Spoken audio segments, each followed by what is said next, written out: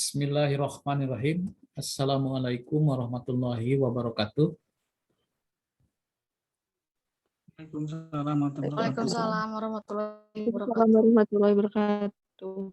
Pada kesempatan yang berbahagia ini, kita akan membicarakan salah satu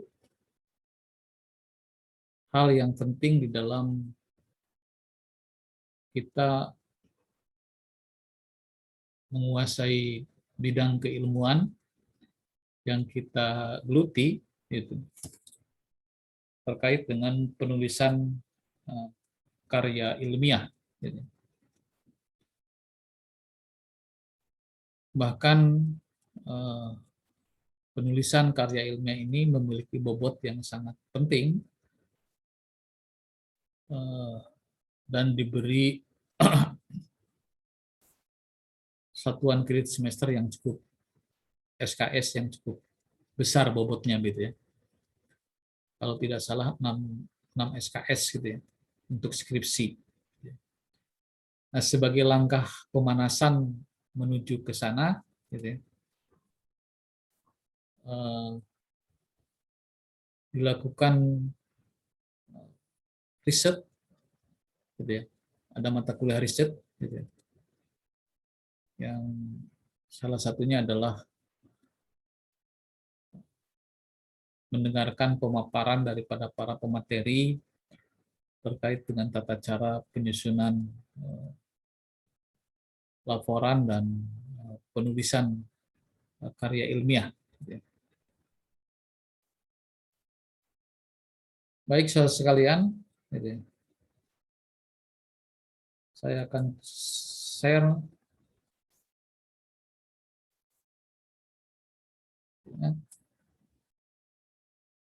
saya ditugaskan untuk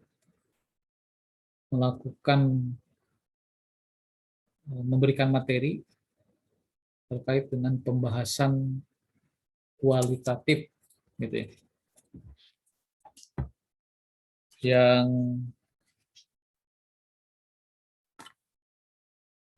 sementara kita ketahui bahwa ada 2 kelompok besar pendekatan di dalam penulisan karya ilmiah. Itu yang pertama adalah pendekatan kuantitatif, kemudian yang kedua adalah pendekatan kualitatif. Namun sesungguhnya ada pendekatan yang ketiga, yaitu pendekatan kombinasi antara kuantitatif dan kualitatif. Saya akan fokuskan pembahasan tentang pendekatan kualitatif.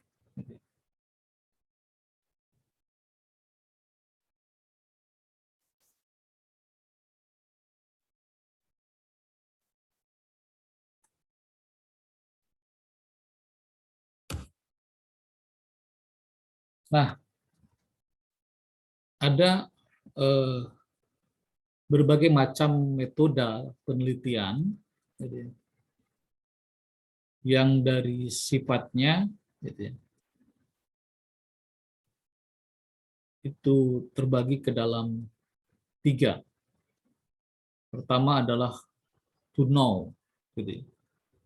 Jadi penelitian itu ditujukan untuk mengetahui sesuatu.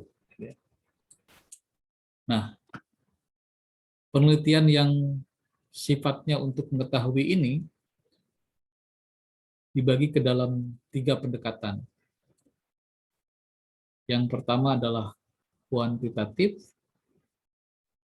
kemudian berikutnya adalah kualitatif, yang akan kita bahas pada kesempatan ini. Dan yang ketiga adalah pendekatan yang campuran, kombinasi antara kuantitatif dengan kualitatif. Kemudian macam yang kedua yaitu to do, gitu ya. Apa yang akan dikerjakan, gitu ya. Yang akan dilakukan. Jadi untuk melakukan sesuatu itu ada action research, gitu ya. Ada research development, dan ada operation research. Nah, ini biasanya dilakukan oleh lembaga-lembaga kajian, baik itu sifatnya individu ataupun kelompok, untuk tujuan tertentu. Misalnya apakah untuk membuat sebuah perencanaan atau untuk melakukan evaluasi. Dan yang ketiga adalah to choose, gitu ya. Artinya untuk memilih. Gitu. Ini umumnya adalah operational research. Ini ditujukan biasanya untuk evaluasi terhadap sebuah kebijakan, gitu, operation research ini. Nah, tapi kita akan fokus di sini. Saya kira mahasiswa, dosen, peneliti itu bergerak kebanyakan di sini, to know, ingin mengetahui, gitu ya, terhadap sebuah fenomena.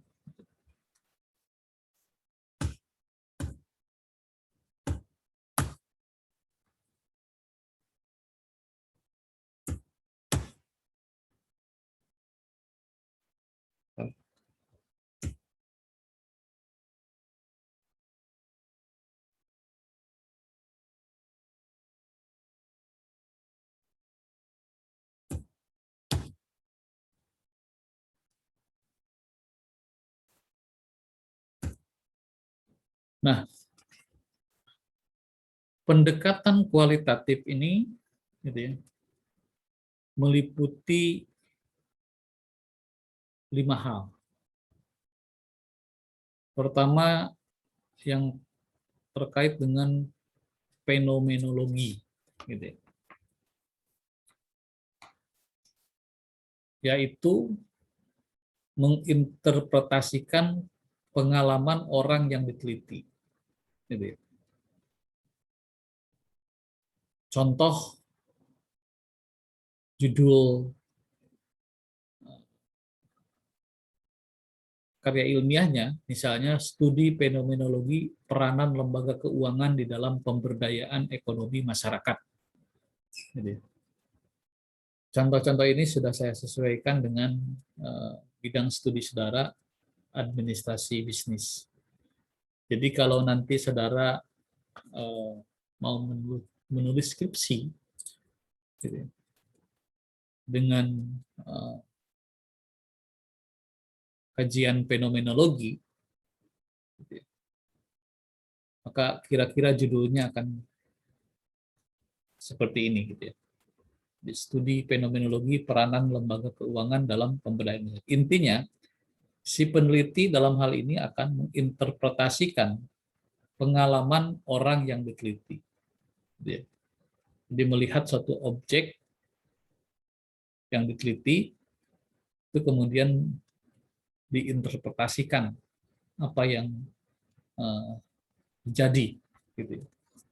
Nah, kalau misalnya saudara itu mau meneliti tentang lembaga keuangan, maka kira-kira saudara akan mendeskripsikan bagaimana si lembaga keuangan ini, gitu ya, berperan di dalam pemberdayaan masyarakat. Tentu saja ini kan dilakukan pengkajian yang mendalam tentang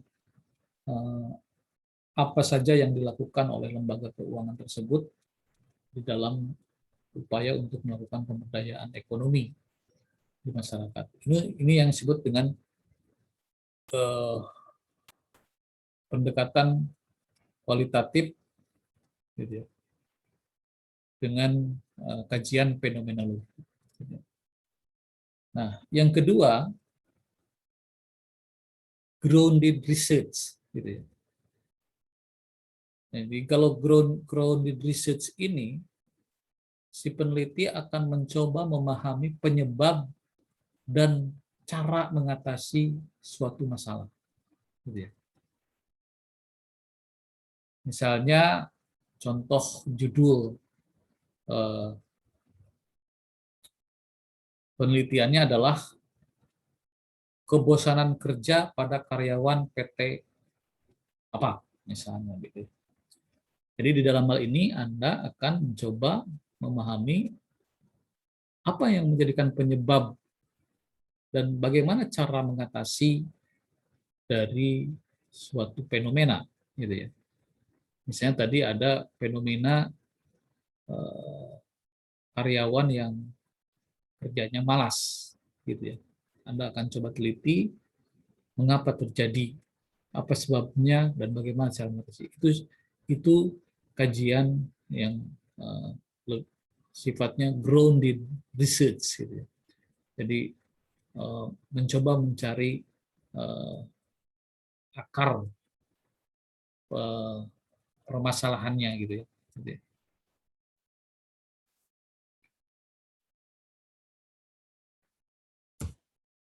Nah, yang berikutnya gitu ya, yaitu etnografi. Gitu. Jadi memahami sudut pandang orang lain, dalam hal ini warga masyarakat. Gitu ya. Sebagai contoh, misalnya penelitian etnografi tentang budaya kerja di badan usaha milik daerah Kabupaten Tasikmalaya. Nah, tentu saja ini kan kalau tadi baik dalam fenomenologi maupun grounded research, si peneliti langsung mendapatkan data dari objek yang diteliti. Nah, tetapi yang etnografi ini, gitu, dia tidak memperoleh data bukan hanya dari objek, tetapi juga dari di luar objek. Gitu. Artinya dari pihak luar. Jadi kalau Anda ingin meneliti budaya kerja di suatu perusahaan, maka tentu dalam hal ini Anda juga mengumpulkan data, pandangan orang, penilaian orang terhadap orang luar tentunya, terhadap bagaimana budaya kerja di perusahaan tersebut. Itu yang sifatnya etnografi. Nah, selanjutnya case study, gitu ya. Ini adalah eksplorasi mendalam terhadap suatu program atau aktivitas atau proses tertentu. Contoh misalnya manajemen program keselamatan kerja di PT apa, gitu ya. Jadi ingin melihat bagaimana sebuah kegiatan itu dijalankan. Misalnya ada yang disebut dengan program keselamatan kerja, maka bagaimana hal program itu dijalankan di perusahaan tertentu. Itu sifatnya case study. Yang kelima adalah naratif. Nah, kalau naratif ini adalah menceritakan pengalaman individu. Jadi pengalaman seseorang gitu dieksplor, dinarasikan gitu ya. Contoh judulnya adalah konsep bauran marketing dan relevansinya dalam pengembangan produk PT Unilever misalnya gitu. Nah, ini kan berbicara soal pengalaman dari misalnya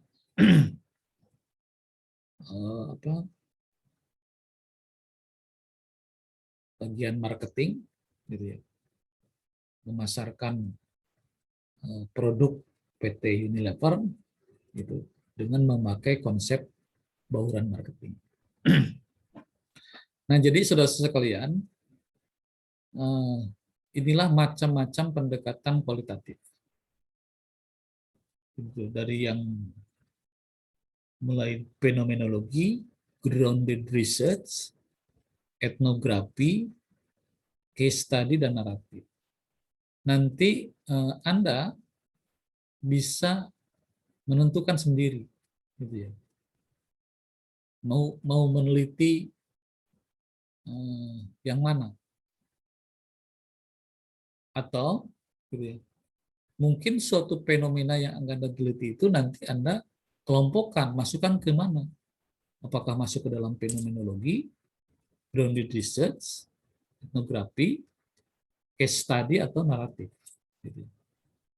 Nah, ini penting ya, sebagai langkah awal saudara melakukan penelitian jika akan menggunakan pendekatan kualitatif. Gitu ya.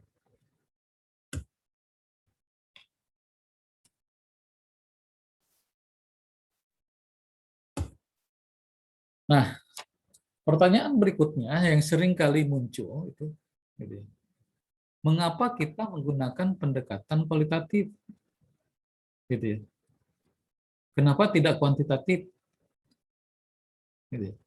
Kan lawannya begitu, kualitatif versus kuantitatif.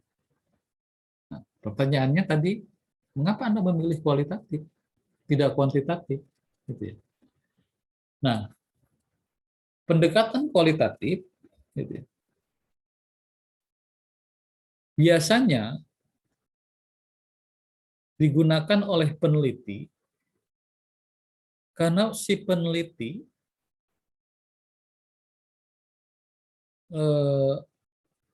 merasa bahwa realitas sosial itu adalah sesuatu yang kompleks, dinamis, dan penuh makna.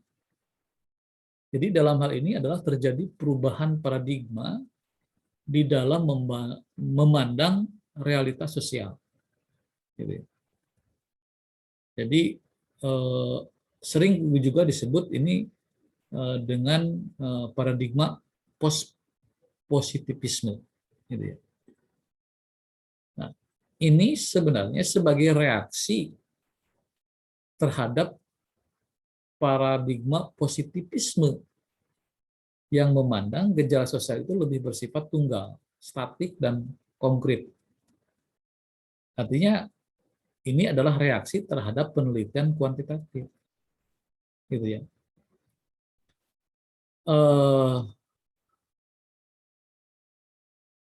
Atau juga pendekatan kualitatif ini dipandang sebagai upaya untuk menutupi kekurangan-kekurangan atau kelemahan-kelemahan dari pendekatan kuantitatif. Nah, sebagai contoh begini, pendekatan kuantitatif itu kan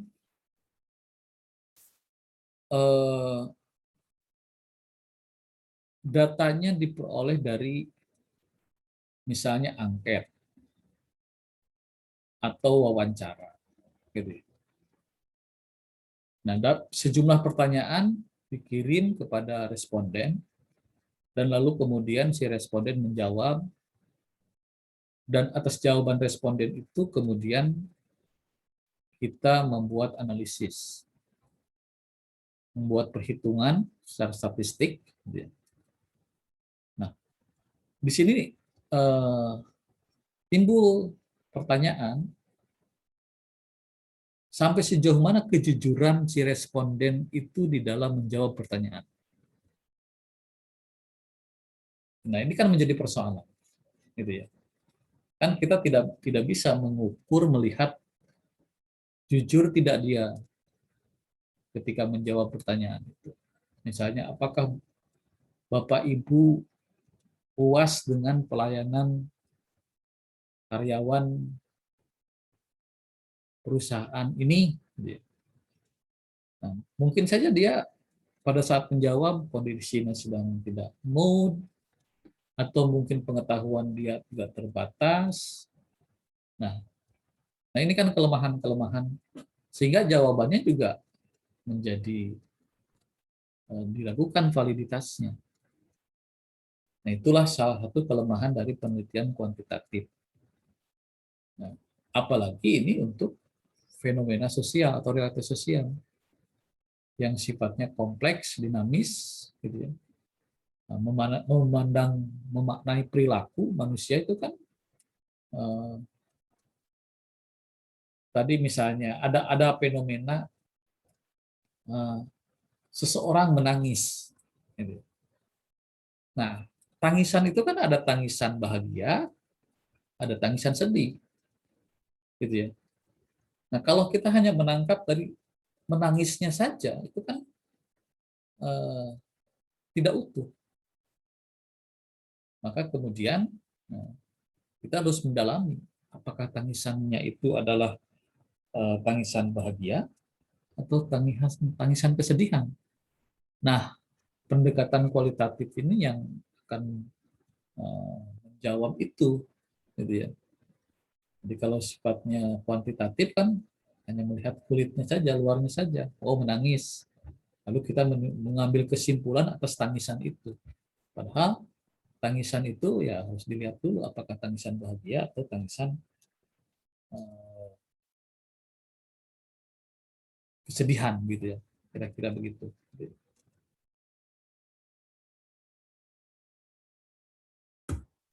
Nah, ada beberapa ciri penelitian kualitatif. Yang pertama adalah peneliti menjadi instrumen penelitian. Jadi alat, instrumen itu alat ya. Jadi si peneliti itu sendiri yang menjadi alat penelitian. Sehingga dalam beberapa literatur sering pula disebut penelitian kualitatif ini adalah sebagai penelitian yang subjektif. Jadi maksudnya subjektif itu adalah karena memang si peneliti itu sendiri yang menjadi instrumen. Jadi sangat bergantung kepada kapabilitas si peneliti itu di dalam mengeksplorasi data. Gitu ya. Nah, kemudian ciri yang kedua, datanya itu harus pasti. Gitu ya. Kembali tadi contoh menangis itu. Gitu. Mungkin dalam penelitian kuantitatif ya cukup dengan data tentang orang menangis. Tapi di dalam kualitatif harus dipastikan dulu. Gitu ya. Tangisannya itu tangisan apa? Gitu ya. Itu yang disebut dengan datanya itu harus pasti, harus akurat. Sehingga dengan demikian maka penelitian kualitatif itu dari segi waktu biasanya memerlukan waktu yang cukup lama. Kemudian ciri yang ketiga, pengumpulan data dipandu oleh fakta. Jadi sifatnya induktif. Dari induktif itu apa? Berangkat dari case to case, dari kasus per kasus, dari hal-hal yang khusus, kemudian nanti ditarik kesimpulan yang umum. Jadi yang namanya pengumpulan data di dalam penelitian kualitatif itu tidak bisa direncanakan dalam 1-2 kali tindakan. Ketika kita ke lapangan, gitu, lalu kemudian ternyata di lapangan kita menemukan data yang lain, maka kita bergerak lagi. Mungkin kita tidak pernah merencanakan untuk mendatangi pihak tertentu, tapi karena berdasarkan fakta lapangan, gitu ya, bahwa kita harus bergerak mencari data ke tempat yang lain, maka bergeraklah kita ke tempat yang kita butuhkan. Gitu. Jadi sekali lagi bahwa di sini dalam kualitatif itu pengumpulan data itu dipandu oleh fakta, sangat bergantung kepada fakta yang ada. Gitu ya. Kita tidak bisa menentukan respondennya sekian orang, gitu, seperti dalam penelitian kualitatif. Karena tadi akan bersifat triangulasi, gitu ya.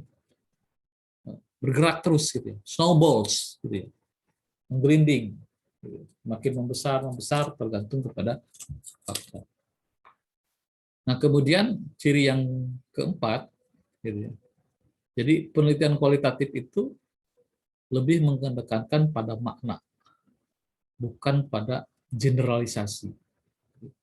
Makna apa yang tergantung di dalam sebuah fenomena ini. Jadi bukan bergantung kepada apa ya, berstandar pada teori, gitu ya. Dan teori itu ya sifatnya general, gitu ya. Kata teori seperti ini, gitu ya. Nah, tapi kemudian, gitu ya, ketika kita ke lapangan mengumpulkan data, nah kita menemukan, gitu ya, makna yang lain, gitu ya. Seperti tadi contoh soal menangis misalnya, kata teori menangis itu adalah, gitu ya, ketika seseorang mengeluarkan air mata, apakah itu air mata kesedihan atau kebahagiaan. Nah ternyata, gitu ya, kita menemukan fakta di lapangan bahwa orang mengiris bawang saja bisa menangis, kan gitu ya.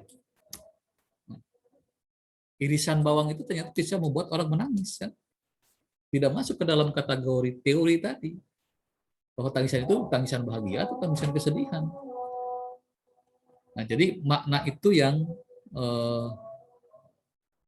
lebih kita angkat di dalam penelitian.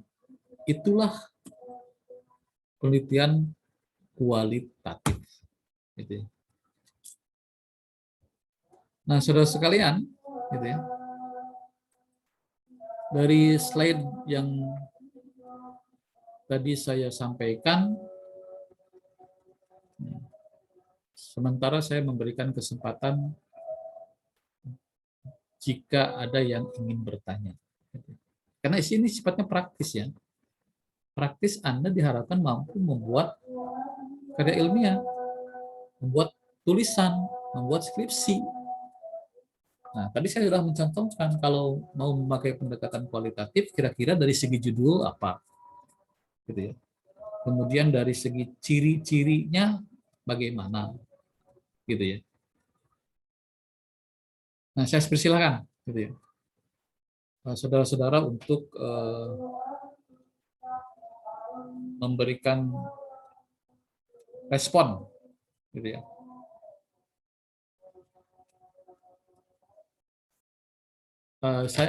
Mari kita lanjutkan, gitu ya. Untuk lebih jelasnya, perbedaan antara, sebenarnya ini kelihatannya Anda ini masih bingung, jadi kalau saya lihat, gitu ya, apa sih perbedaan antara kualitatif dengan kuantitatif ini, gitu ya. Gitu ya. Nah, sehingga ya kalau Anda belum mengetahui perbedaan keduanya, ya akan sulit juga, gitu ya. Akan sulit juga menentukan apakah ini kualitatif atau kuantitatif. Nah, jika demikian, saya coba share screen ya.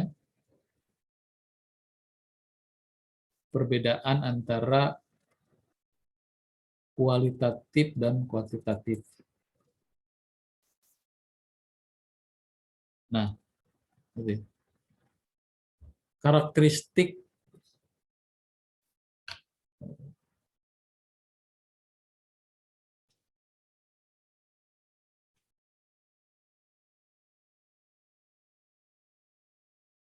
sudah terlihat belum screen-nya?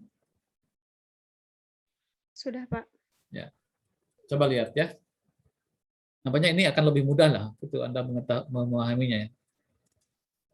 Karakteristik metode kuantitatif dan kualitatif. Pertama dari desain. Desain kuantitatif itu spesifik, jelas, rinci. Kemudian ditentukan secara mantap sejak awal dan menjadi pegangan langkah demi langkah. Sementara dalam metode kualitatif, gitu ya. Desainnya bersifat umum, fleksibel, berkembang, dan muncul dalam proses penelitian. Nah ini, gitu ya. Dari segi desainnya saja udah berbeda, gitu ya. Jadi konkretnya lah gitu ya. Kalau dalam kuantitatif itu sudah ditentukan dari awal, ini mau gini, gitu ya. Mau seperti ini, gitu ya. Instrumennya juga sudah ditentukan. Pertanyaan-pertanyaannya sudah ditentukan, gitu ya. Nah, sementara dalam kualitatif mungkin hanya guidance-nya saja, hanya garis besarnya aja gitu ya, yang kita bawa ke lapangan. Tapi justru nanti sangat fleksibel dan berkembang serta muncul di dalam proses penelitian itu sendiri. Itu dari segi desain. Kemudian dari segi tujuan. Nah, kalau kuantitatif itu menunjukkan hubungan antar variabel. Sementara kualitatif menemukan pola hubungan yang bersifat interaktif. Gitu ya. Kalau kuantitatif misalnya pengaruh X terhadap Y, gitu ya. Itu contoh hubungan variabel di antara penelitian kuantitatif. Tapi kalau dalam kualitatif, gitu ya, bukan lagi berbicara bagaimana pengaruh X terhadap Y, tapi apakah antara X dan Y, gitu ya, ada saling hubungan yang interaktif misalnya gitu ya, ada saling hubungan yang satu sama lain saling mempengaruhi misalnya gitu kan. Nah, kemudian di dalam kuantitatif itu sifatnya menguji teori, tapi di dalam metode kualitatif itu menggambarkan realitas yang kompleks, gitu ya. Yang nanti akan menemukan teori justru, gitu ya. Kalau kualitatif itu, gitu. Kalau kuantitatif kan menguji teori, gitu ya. Justru karena ini tujuannya adalah menggambarkan keadaan secara apa adanya, bisa jadi ini nanti akan melahirkan teori, gitu ya. Kemudian dalam kuantitatif itu mencari generalisasi yang mempunyai nilai prediktif, memprediksikan, memperkirakan. Justru di dalam kualitatif itu adalah memperoleh pemahaman terhadap makna arti sebuah kejadian. Nah, teknik penelitiannya, gitu ya. Kalau di dalam kuantitatif itu adalah eksperimen, survei, tapi dalam kualitatif itu partisipan observation, gitu. Terlibat langsung. Gitu. Kuesioner, instrumennya di dalam kuantitatif, tapi di dalam kualitatif in-depth interview, wawancara mendalam. Gitu. Nah, option kalau dalam kuantitatif itu observasi dan wawancara yang terstruktur, gitu. Di dalam kualitatif gitu, dokumentasi dan triangulasi, gitu. Memotret kejadian serta menghubungkan satu kejadian dengan kejadian lain, itu yang disebut dengan triangulasi. Gitu. Ini segi teknik penelitiannya. Gitu. Kemudian dari segi instrumen, alat penelitiannya berupa tes, angket, wawancara yang terstruktur. Jadi sudah ada instrumen yang telah terstandar. Sementara di dalam kualitatif itu peneliti sebagai instrumen, gitu ya. Si peneliti itu sendiri yang jadi alat penelitiannya, gitu ya. Sementara ya alat-alat yang dibawanya itu adalah seperti catatan, rekaman, kamera, dan lain-lain. Gitu ya. Kemudian dari datanya, gitu ya, itu tentu kuantitatif angka, gitu ya. Kemudian ini deskriptif, menggambarkan. Kemudian di dalam kuantitatif itu hasil pengukuran variabel yang dioperasionalkan dengan menggunakan instrumen. Kalau di dalam kualitatif, dokumen pribadi, catatan lapangan, ucapan dan tindakan responden, serta dokumen-dokumen yang lainnya. Gitu. Nah, timbul pertanyaan, apakah di dalam penelitian kualitatif itu tidak dibutuhkan data-data kuantitatif, angka-angka? Nah, ini sering kali pertanyaan yang muncul, gitu ya,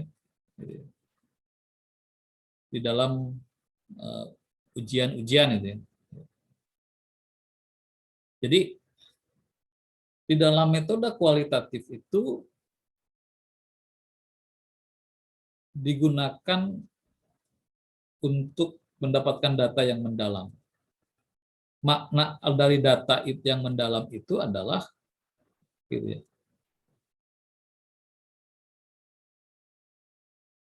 si peneliti akan memperkuat, gitu ya, data-data yang sifatnya deskriptif tadi dengan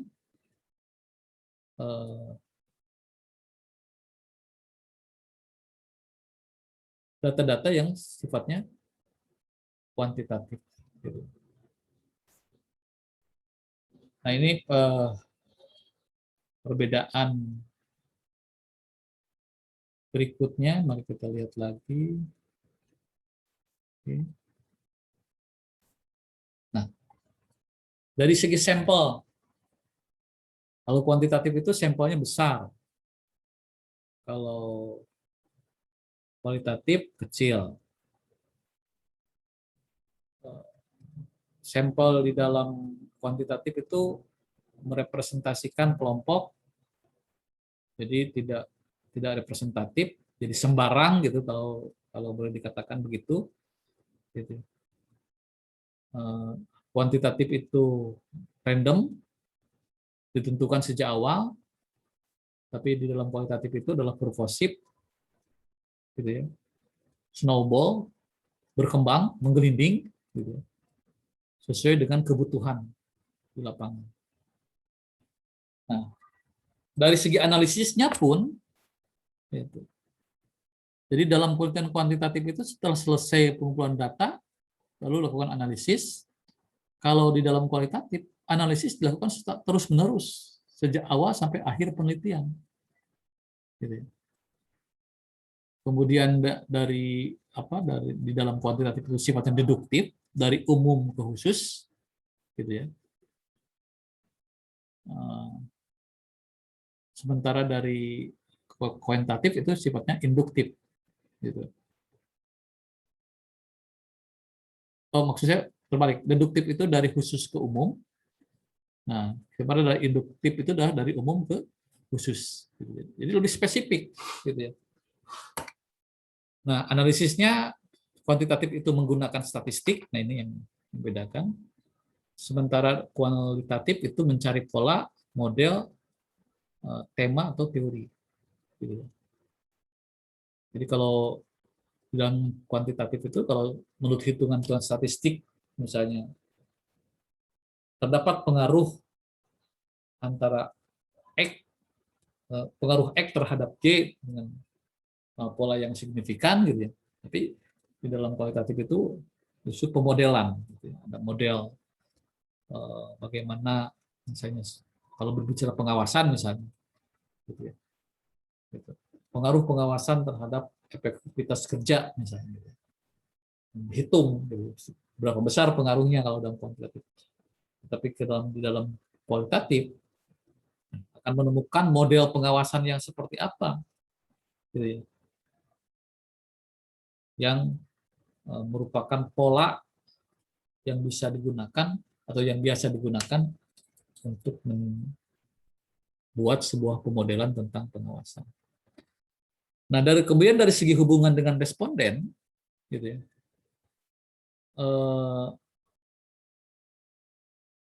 kuantitatif itu berjarak, bahkan sering tanpa kontak. Tadi saya katakan, kan angker itu bisa dititipkan sama orang lain. gitu ya. Kemudian tadi peneliti itu ya merasa paling tahu lah gitu ya. Sementara di dalam kualitatif itu ya yang dikemukakan adalah hubungan yang sifatnya empati, akrab. Makanya tadi kan seringkali terlibat si peneliti itu di dalam dengan responden, gitu ya. Kalau yang menelitinya itu karyawan ya kadang-kadang terlibat sebagai karyawan. Dan itu dalam segi waktu ini memang kualitatif ini memerlukan waktu yang relatif agak lama gitu ya,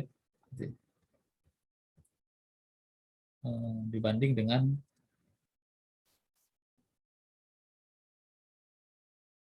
kuantitatif gitu ya. Nah, kemudian dari segi tadi hubungan, dari segi usulan desain, gitu ya. Nah, kuantitatif itu lebih luas, lebih rinci, literatur yang digunakan berhubungan dengan masalah, dengan variabel yang diteliti, prosedurnya spesifik, gitu ya.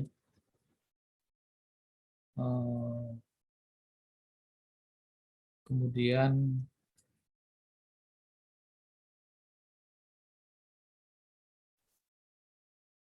masalah yang dirumuskan dengan spesifik dan jelas, hipotesis dirumuskan dengan jelas, ditulis secara rinci dan jelas sebelum terjun ke lapangan, sementara kualitatif itu singkat, literatur yang digunakan bersifat sementara, tidak menjadi pegangan utama. Nah ini perbedaannya, gitu ya. Prosedur bersifat umum seperti akan merencanakan tur, piknik, gitu ya. Masalah bersifat sementara dan akan ditemukan setelah studi pendahuluan. Nah itu. Jadi, masalah itu ditentukan kemudian, nah, kuantitatif kan sebelumnya. Fokus penelitian itu ditetapkan setelah diperoleh data awal dari lapangan. Jadi setelah observasi awal, baru kita bisa menemukan permasalahannya gitu.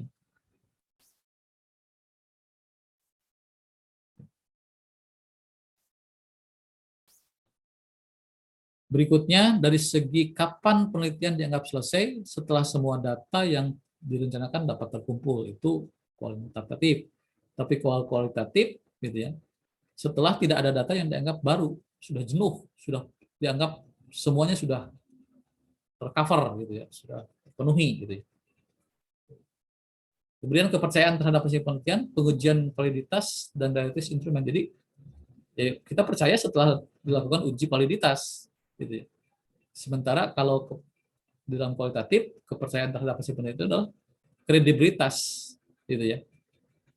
Jadi kepercayaan terhadap si peneliti, gitu ya.